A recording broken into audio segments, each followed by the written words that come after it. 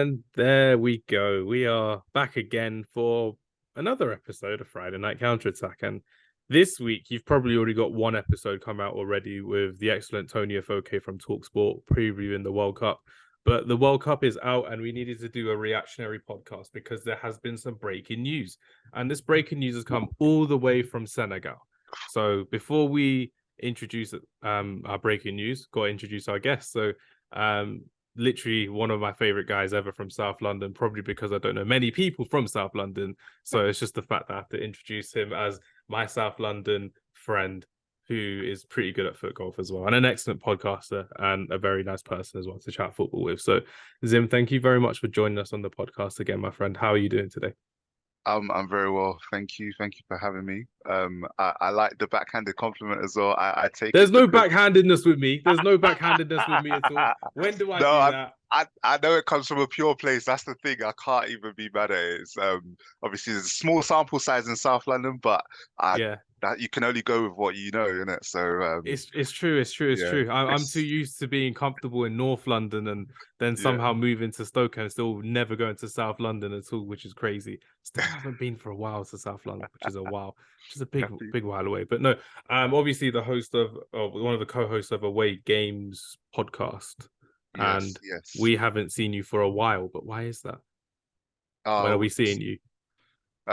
We should be doing some coverage of the World Cup, so that's probably the main reason. I think there are other reasons in terms of like other things like traveling and all these sorts of things, but the World Cup tends to bring people back on song when it comes to football, and football brings everyone together as well, which is a nice way of putting it, which is very, very nice. My unofficial plan is to speak to 32 guests over the World Cup. So 32 different people. I've spoken to 4 already, so we'll see how it goes. From 32 different countries, or is it? No, I don't think I'll find someone from Ecuador. As much as I love to find someone from Ecuador, or there could be language barriers everywhere as well. And Qatari people aren't really happy with us as well for getting quite angry over them as well. Because I was like, of all the Middle Eastern countries to host the World Cup is Qatar when it shouldn't have been Qatar at all. But out of the rest, who do you think would have been a better host? Personally, and this is just me, I think the United Arab Emirates would have been a much better place to host it than Qatar, because it already has a lot of the infrastructure there. It's got the building there, it's got the facilities there as well. I think it would have been a lot more suitable to build it over there. But Qatar got the drug money in. They got the drug money in early. They got it in early to Sepp Blatter. And now there's a Netflix documentary of him saying, "Oh yeah, I didn't mean to take it." What a liar! What an absolute liar! I saw a Tifo documentary on that as well. So there's a load of documentaries coming out at a very convenient time for clicks. So, but yeah, no, they are very interesting because I think a lot of people don't know the nitty-gritty and stuff. So but yeah, in terms of Ecuador and I don't know if you know any South Koreans or whatever it is, you're very resourceful. I'm sure you can find some people on LinkedIn to have a chat from all corners of the globe. So I say it'll be a good challenge to find one person from each nation in the World Cup. You've given me the challenge, so I'm gonna have to go out of my way to do it. I probably know at least 10 of the 32, so that's a good start. It's actually a good start. So we'll see how it goes. I wish Nigeria was in the World Cup because then obviously I could have got a Nigerian fellow in. That was a backhanded compliment. I do apologize. I like that one. I prefer. I'm a Nigerian to the core, so it needed to be done. It needed to be done. But no, everyone, thank you very much for joining us tonight. Breaking news, like I said as well, coming all the way from Senegal. I did say it like that, Senegal, not Senegal. Sadio Mane is officially missing the World Cup. Oh, he's missing it. It's officially confirmed as of the last 10 minutes.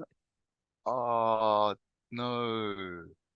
But he was already missing it, and then he came back because I thought that the doctors, if you know what I mean, I thought that they brought him back, but the doctors weren't successful. He didn't get Paul Pogba's doctors. Okay. That needed to kind of change the perspective of what it could have been, but no, it's been officially ruled out of the World Cup.